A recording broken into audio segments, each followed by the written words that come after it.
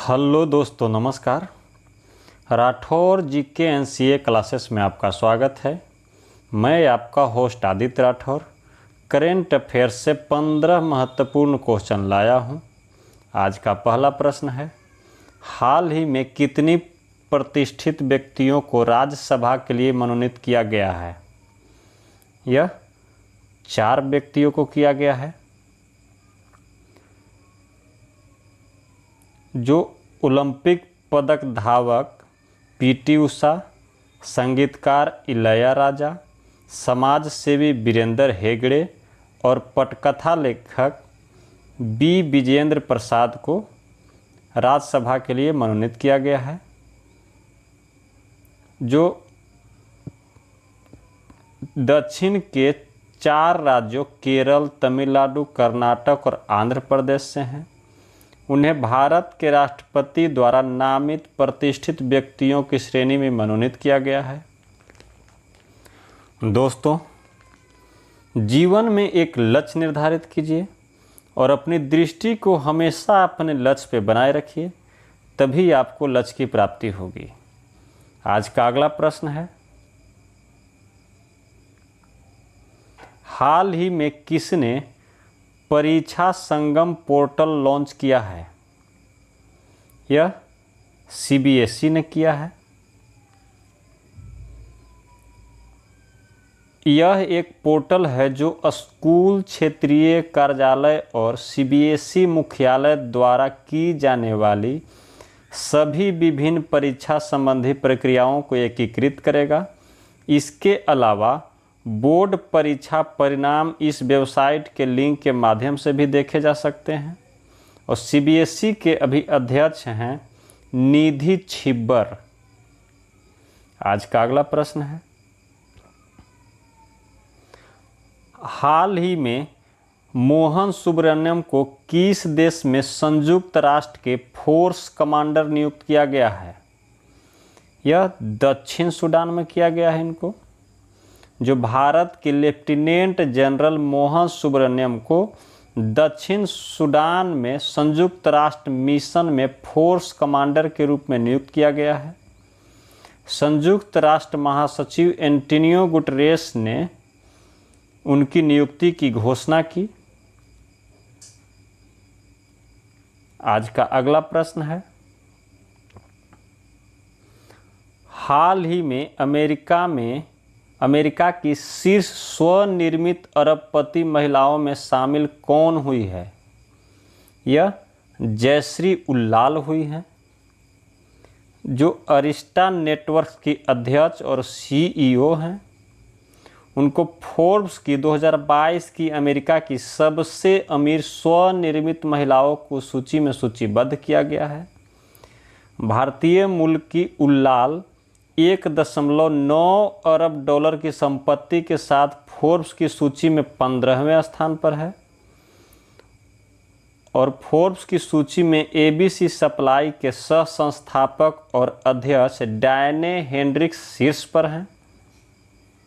आज का अगला प्रश्न है, हाल ही में नई fast charging sodium ion battery विकसित किसने किया है? यह आईआईटी खड़गपुर ने किया है। जो नैनो सामग्री का उपयोग करके सोडियम आयन आधारित बैटरी और सुपर कैपेसिटर विकसित किए हैं, जिन्हें तेजी से चार्ज किया जा सकता है और ई साइकिल में एकीकृत किया जा सकता है। ये सोडियम सामग्री लिथियम आधारित सामग्री से सस्ता है और इसे औद्योगिक स्तर के उत्पादन तक बढ़ाया जा सकता है। आज का अगला प्रश्न है, हाल ही में किसने स्टार्टअप स्कूल इंडिया लॉन्च किया है? यह गूगल ने लॉन्च किया है। इसका उद्देश्य संचित ज्ञान को एक संरचित पाठ्यक्रम में व्यवस्थित करना है, ताकि छोटे शहरों में स्टार्टअप को विभिन्न चुनौतियों का सामना करने में सक्षम बनाया जा सके। यह 9 सप्ताह का वर्चुअल प्रोग्राम होगा और इसमें स्टार्टअप परितंत्र के गूगल प्रमुख और सहयोगियों के बीच बातचीत शामिल होगी। आज का अगला प्रश्न है, हाल ही में किस देश में पहला परिसर आधारित आईटी बिजनेस इनक्यूबेटर खुला है? यह बांग्लादेश में खुला है, जो इसे शेख कमाल आईटी बिजनेस इनक्यूबेटर नाम दिया गया है और इसका उद्घाटन प्रधानमंत्री शेख हसीना ने किया था। इसे 113 करोड़ टका की लागत से 4.7 एकड़ क्षेत्र में बनाया गया है। यह बांग्लादेश में स्टार्टअप के लिए एक पूर्ण और अभिनव परितंत्र प्रदान करेगा। आज का अगला प्रश्न है, हाल ही में एनटीपीसी रेल तक किसके साथ समझौता ज्ञापन पर हस्ताक्षर किया है? यह जीएससीएल के साथ किया है। जो NTPC renewable energy limited rail यानी कि NTPC national thermal power corporation rail का फुल फॉर्म होता है रिन्यूएबल एनर्जी लिमिटेड। यह भारत की पहली व्यावसायिक स्तर की ग्रीन अमोनिया और ग्रीन मेथनॉल परियोजना की स्थापना में सहयोग करेगा। और गेल का फुल फॉर्म होता है, जीएससीएल का फुल फॉर्म होता है Gujarat alkalis and chemicals limited. इसके साथ यह समझौता किया है। आज का अगला प्रश्न है, हाल ही में किस देश ने नाटो के साथ परिग्रहण प्रोटोकॉल पर हस्ताक्षर किए हैं?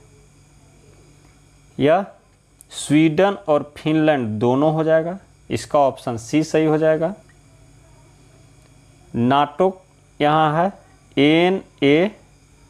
NATO होता है इसका, यानी कि उत्तर अटलांटिक संधि संगठन होता है इसका फुल फॉर्म। अब अगला कदम, प्रत्येक सदस्य देश के विधायी संस्थानों में दोनों देशों की सदस्यता का अनुमोदन होगा और 30 सदस्यीय नाटो समूह अपने सदस्यों के बीच सामूहिक सुरक्षा को बढ़ावा देना चाहता है। आज का अगला प्रश्न है, हाल ही में किस रेलवे ने अपना सबसे लंबा स्काई वॉक खोला है?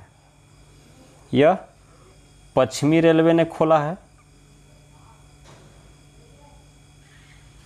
जो खार रोड रेलवे स्टेशन से बांद्रा टर्मिनल तक पश्चिमी रेलवे के सबसे लंबे स्काई वॉक को शुरू कर दिया गया है, जिससे यात्री प्लेटफॉर्म तक आसानी से चढ़कर जा सकते हैं।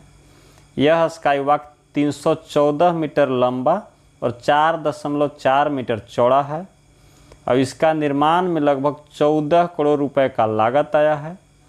पश्चिमी रेलवे का मुख्यालय मुंबई में है। आज का अगला प्रश्न है,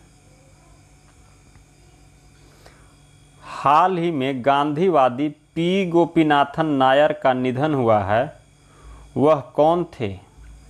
वह एक स्वतंत्रता सेनानी थे जिनका जुलाई 2022 में निधन हो गया है। उन्हें 2016 में पद्मश्री से पुरस्कार से सम्मानित किया गया था।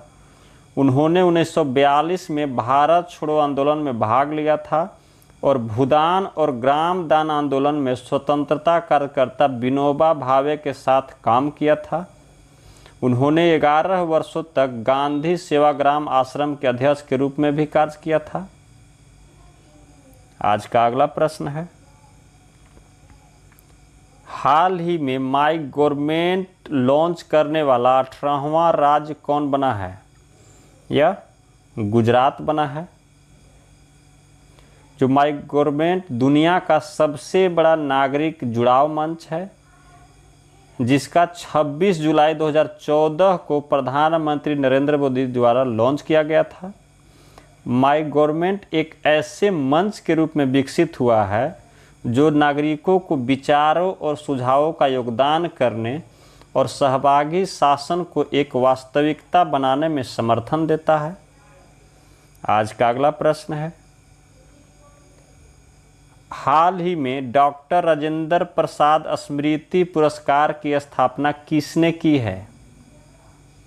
यह डॉक्टर जितेंद्र सिंह ने किया है, जो केंद्रीय विज्ञान और प्रौद्योगिकी राज्य मंत्री हैं। उन्होंने लोक प्रशासन में doctor Rajendra Prasad memorial award की स्थापना की घोषणा की है। यह अकादमिक उत्कृष्टता के क्षेत्र में दिया जाएगा।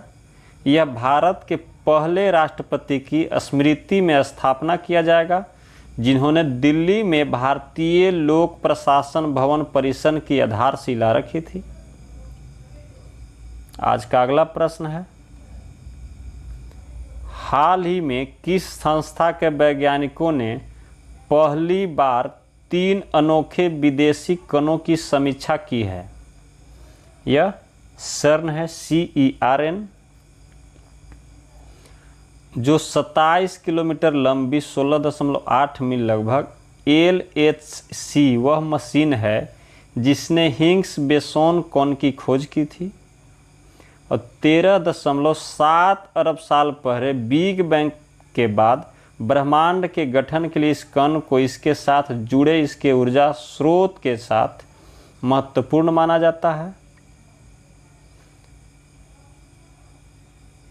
और एक यहाँ CERN आया है, तो इसका फुल फॉर्म होता है फ्रेंच में काउंसिल यूरोपियन पोर ला रिसर्च न्यूक्लियर, यानी इसका मीनिंग होता है European council for nuclear research. इसका स्थापना 1952 में हुआ था। दोस्तों, जो मेरे चैनल पे पहली बार आए हैं कृपया सब्सक्राइब कर लें, और जो सब्सक्राइब कर लिए हैं वो लाइक, शेयर और कमेंट करके हमें ज़रूर से ज़रूर बताएं कि आपको वीडियो कैसा लगता है। अगर अच्छा लगता है तो हम हाल ही में भारतीय वायुसेना की किस पिता बेटी की जोड़ी ने एक साथ फाइटर प्लेन को उड़ाकर इतिहास रचा है? यह संजय शर्मा और अनन्या शर्मा हैं, जिन्होंने भारतीय वायुसेना के लड़ाकू pilot air commander Sanjay Sharma और फ्लाइंग ऑफिसर अनन्या शर्मा ने इंडियन एयर फोर्स में एक साथ उड़ान भरने वाले पहले पिता और बेटी बनकर इतिहास रचा है। उन्होंने मई 2022 को कर्नाटक में ब्रिटिश मूल के हॉक 132 उन्नत जेट प्रशिक्षकों के गठन में उड़ान भरी। एयर कोमोडोर शर्मा ने MiG-21 स्क्वाड्रन के साथ साथ फ्रंट लाइन फाइटर स्टेशन की कमान संभाली। दोस्तों, आज का वीडियो यहीं पे समाप्त होता है। जय हिंद, जय भारत।